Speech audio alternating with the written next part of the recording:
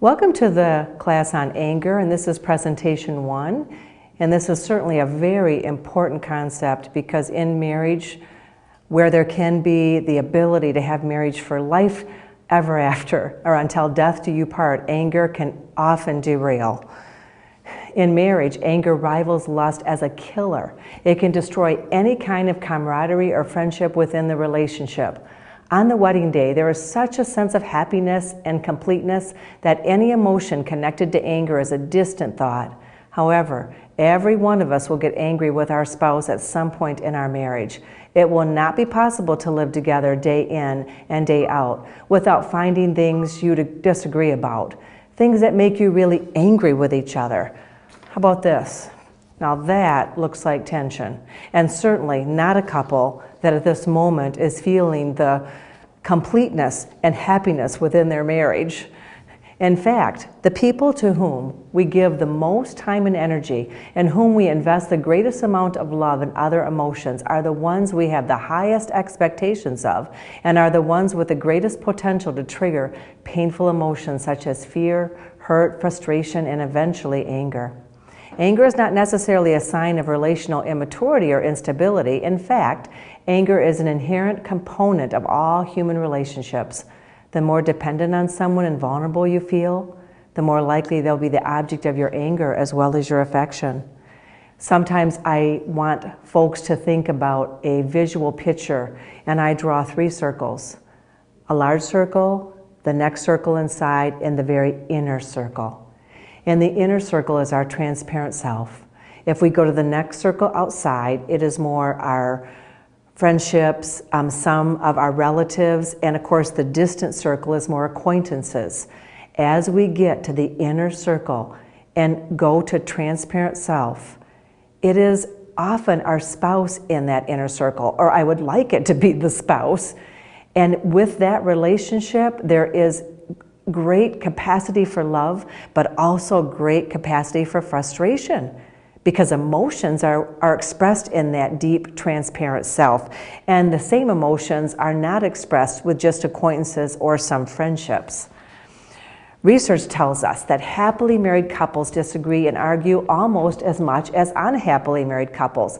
The difference is whether they express their anger in healthy or unhealthy ways. The healthy expression of anger can help us clarify, understand, and appreciate our differences.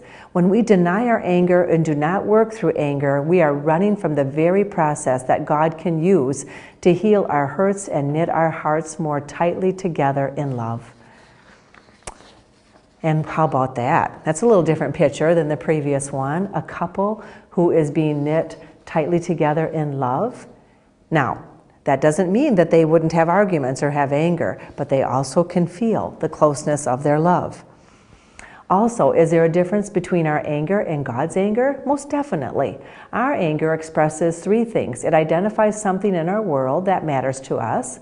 It proclaims that we believe that something is wrong. It gives the energy to do something about it. This could be as minor as being served a cup of cold coffee, or as major as your spouse running off with your best friend.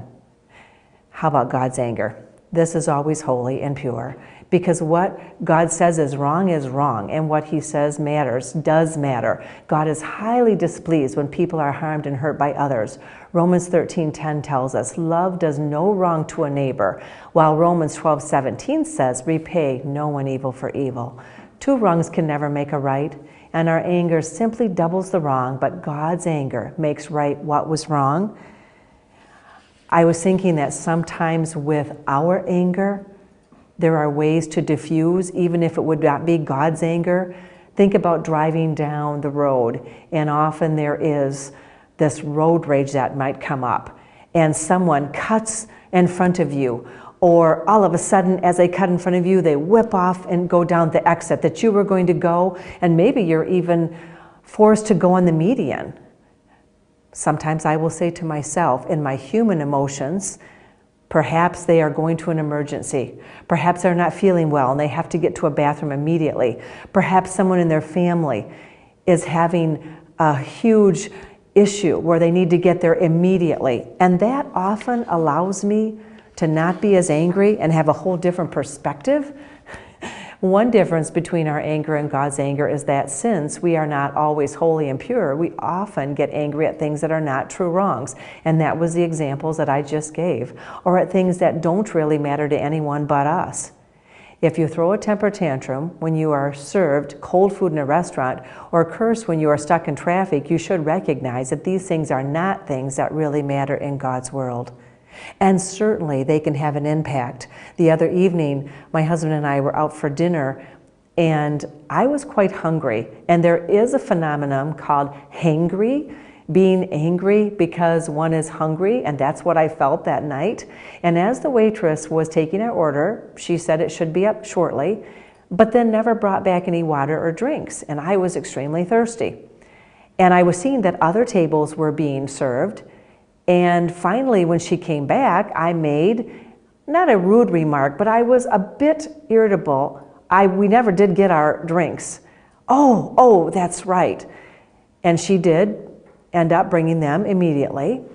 Well, as we were sitting there and then now having our meal, and she did come to serve us a couple more times and check on us, my husband was wearing a shirt that had our logo on it, which said Compassionate Christian Counseling. And she noticed that the words were there and that she knew about our organization and that she had a family member come to our organization and spoke so highly of us. And all of a sudden, I realized I probably had been a bit irritable to her, and I had to apologize to her, and then I apologized to the Lord too. So even in our anger, which is not necessarily God's anger, there might be opportunities that we can take note and actually have and express an apology. Sometimes there's a concept at the core of this need to heal in our relationship, and it is called imago. This is a term that describes a therapy method called IRT, or Imago Relationship Therapy, which was created by Dr. Harville Hendrix, author of the best-selling book, Getting the Love You Want, A Guide for Couples. The term imago is Latin for image and refers to the unconscious image of familiar love. Simply put, there is often a connection between frustrations experienced in adult relationships that could lead to anger and early childhood experiences. And an example, if you frequently felt criticized as a child, you will likely be sensitive to any criticism from and feel criticism often by your partner. Likewise, if you felt abandoned, smothered, neglected, these feelings will come up in your marriage or committed relationships. I'll give an example. I was working with a couple, and the husband came from, I would say, trauma in his background, quite severe. Both of his parents had been alcoholics. The father could be very physically abusive, and the mother was very neglectful and really did not have the ability to nurture the children. This man remembers as a child being very happy-go-lucky. And one day he walked in the house and he reminisced, thinking he was probably about 5 or 6, and he was singing the song, "You Are My Sunshine, My Only Sunshine." And he was so happy. And he remembered, if you were looking at his face, he was radiating happiness. His mother was busy doing something in the kitchen, and she stopped. And she looked at him and she said, "Stop singing that song. You're nobody's sunshine." And he was devastated. To this day, he has never forgotten that comment and never has wanted to sing that song again. And it usually is a trigger for him if he hears the song.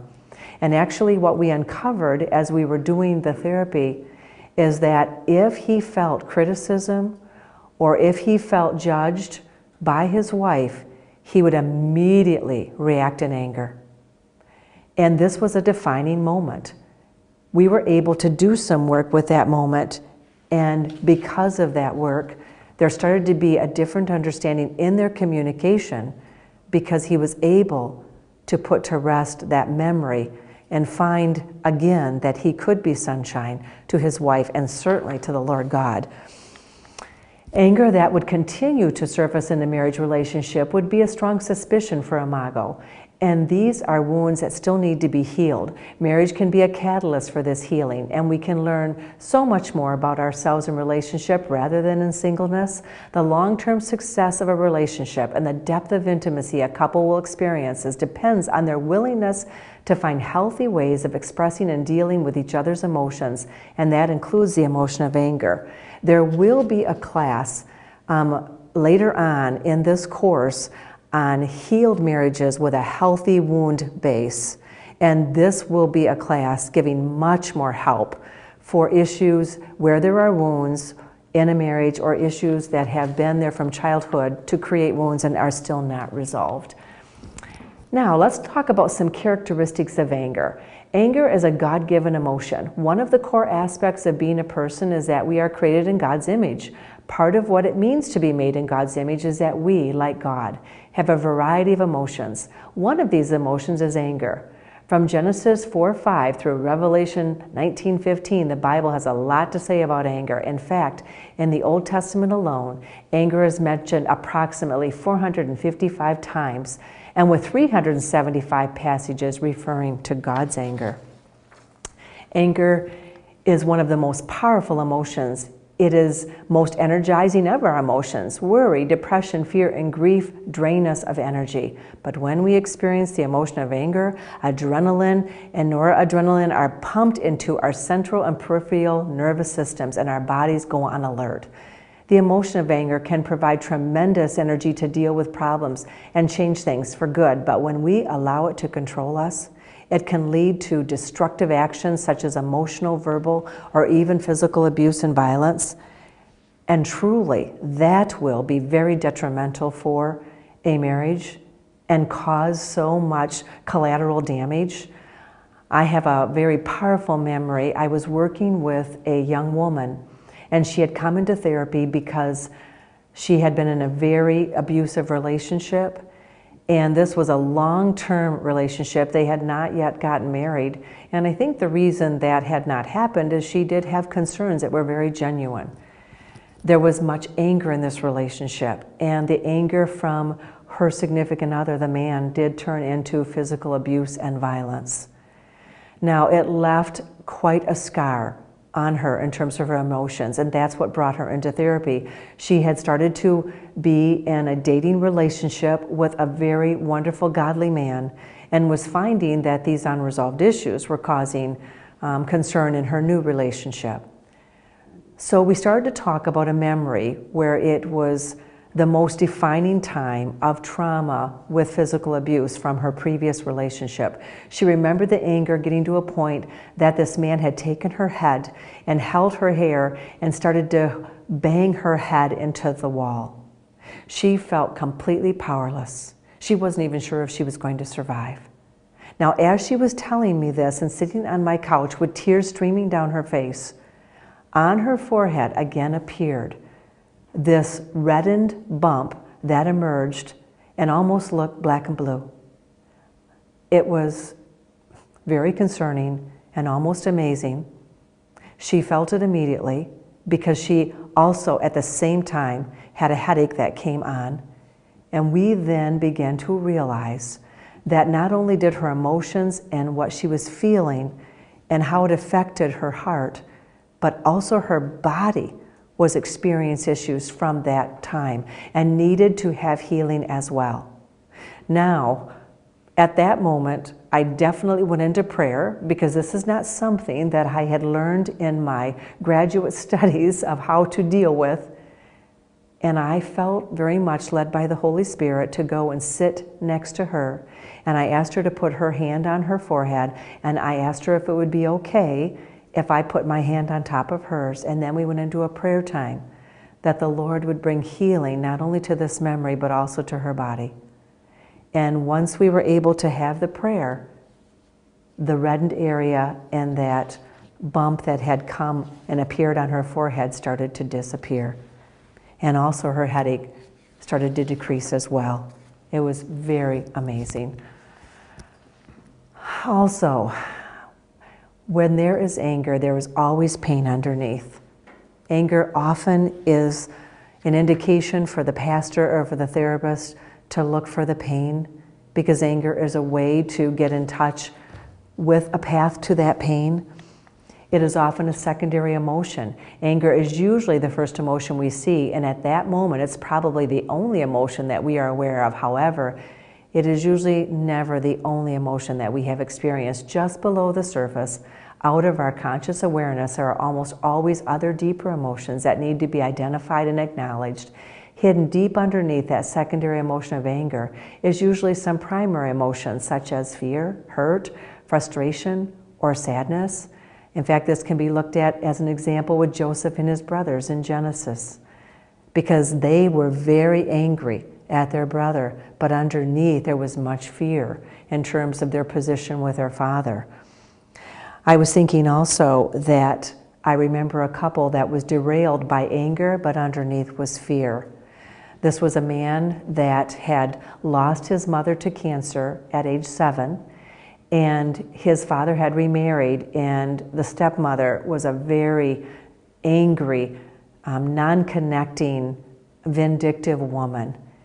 And she had her own biological children and was very, I would say, mean to this man as a child and his brother. And no matter what they ever seemed to want, it was not considered. One of the things that he remembered was groceries. And she would always buy very specific things for her biological children. But if he, the man, or his brother asked for anything, that was not given. Like he liked Jif peanut butter, and he liked dill pickles. And she would always then buy sweet pickles and buy a generic brand of peanut butter. And that probably did sound like a little issue, but for him, he already had so much pain and did not feel that he was special anymore. He had lost the woman he had loved so much, his biological mother. Well, uncannily enough, he married a woman that was very much a money manager with her money. She always was looking for deals, and it didn't matter what he requested. If that wasn't on sale, that is not what she bought. Well, often Jif peanut butter was not on sale. It would be the generic peanut butter. And it started to cause so many arguments in this relationship. She was thinking she was being an astute financial manager and thought that would be given accommodation, and he was feeling very much disrespected and not feeling comforted with his requests. Again, this was conversation that led us to secondary emotions, which definitely were fear underneath. She was fearful for their finances and for what their retirement would look like, and he was fearful that he would never be given a chance to feel that he was valued and that he could be treated with some special tender care, which food meant to him. After we understood all of that, we resolved the issues, and by golly, he got some Jif peanut butter and some dill pickles. Another way to understand anger more specifically is a book that I often refer to, and I am going to just hold this book up. It is on the Works Cited page because it is a fantastic book in understanding anger. It is entitled Letting Go of Anger, the 11 Most Common Anger Styles and What to Do About Them. Ronald and Patricia Efron distinguish between an anger problem and an anger style.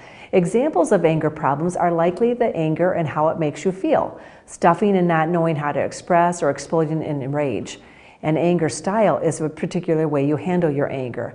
The styles that we prefer are usually the ones we were taught as children. Basically, each of us have learned that it is better to handle our anger in certain ways than others. Examples of styles would be passive-aggressive, avoidance, and explosive. The authors in this book will speak about 8 more, but for the sake of this class, I am going to categorize them together in a little bit more concise pattern. Explosive and implosive anger is what I'll be speaking about. And I thought this was a very nice little quote. Speak when you are angry, and you will make the best speech you'll ever regret. Now, is that not often true? Very often the words that we will say in anger are things that after we think about it, we would prefer to have said differently and perhaps not say at all. I'm first going to look at explosive anger and this being an anger style. And in terms of Ron Efron's book, The Letting Go of Anger, he speaks of 4 different anger styles that are explosive: sudden anger, shame-based anger, deliberate anger, and excitatory anger.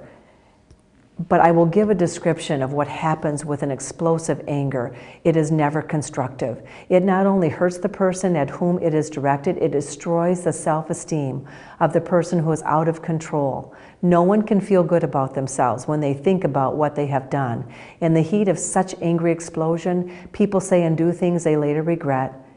Undisciplined anger that expresses itself is verbal and physical and can be with explosions and will ultimately destroy relationships. The person on the receiving end loses respect for the person who is out of control and will eventually just avoid them. You know, when I think about how husbands and wives can be so upset, there was a woman who I worked with, and bless her heart, but she had explosive anger. Again, it went back to some imago issues from childhood. She was raised by a single mother, and this mother worked 2 or 3 jobs, so I'm assuming the mother was under a great deal of stress but had very little patience for this daughter. And this daughter remembers one time trying to get an answer from the mother and probably was continuing to ask questions and was getting a little bit more intense and frustrated. The mother turned around and had a cup of hot chocolate made with milk in her hand, and she threw it at the daughter, and it hit her in the face, and she remembered being burned. And she was furious. The daughter started to scream. She ran to her bedroom and really doesn't have much memory of how that was resolved. And often that's the case. When something is quite traumatic, the brain will store it differently with memory and recall. But what happened with this daughter being raised by this mother who had much anger is the daughter learned that a lot of how she tried to handle issues in relationships or conflict was with anger. She eventually got married, and that marriage ended up having a lot of issues. And actually there was a time when she had gotten extremely upset. She pulled a knife out, she started to chase her husband, and she ended up catching him on the arm and created a cut as she was being with much rage. The police were called, and this woman actually ended up having a night in jail. I ended up getting involved in the case down the road a ways after divorce had been filed, and I ended up working with a woman after the divorce had gone through. She again was learning now much healthier ways to express her anger, even though there was much sadness and regret because this marriage now had ended. It was interesting though, they shared a minor child together, a little girl, and so did have times to see each other when there was times to have visitation exchange.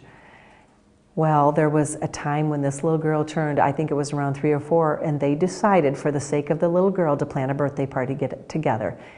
And in planning that birthday party, the ex-husband saw that this woman had changed dramatically. She also had renewed her faith and her commitment to the Lord Jesus and had learned a lot of different strategies on how to handle her anger, and they ended up getting remarried. And it was a marvelous, what would you say, a healing for what had happened in their marriage originally, and then to have the healing now to be remarried. How about the styles of implosive anger? This type of anger could look like the silent treatment and is withdrawal and avoidance. This could last for days or for years. The suppression of anger, holding anger inside, will eventually lead to psychological and physiological stress. This could include migraines, hypertension, colitis, and heart disease. Another characteristic of implosive anger is brooding. In the person's mind, the initial scene of wrongdoing is played over and over again. This leads to resentment and bitterness.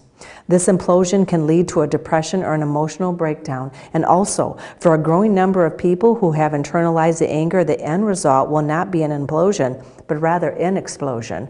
Then that would lead more to the aggressive anger. But often the implosive anger that is internalized can last for days or for years.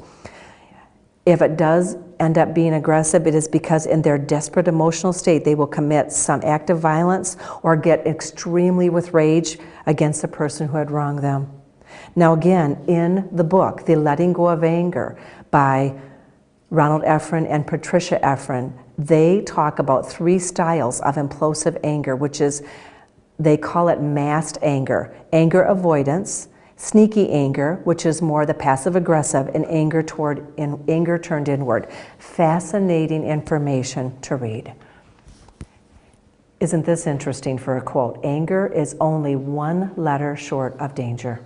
Because whether it is aggressive anger or internalized implosive anger, it can get very dangerous. Unhealthy anger can be hazardous to your health, but occasional anger that is expressed in healthy ways is not harmful. In fact, learning how to express anger in healthy ways can strengthen our health and increase our effectiveness. The key word there is healthy.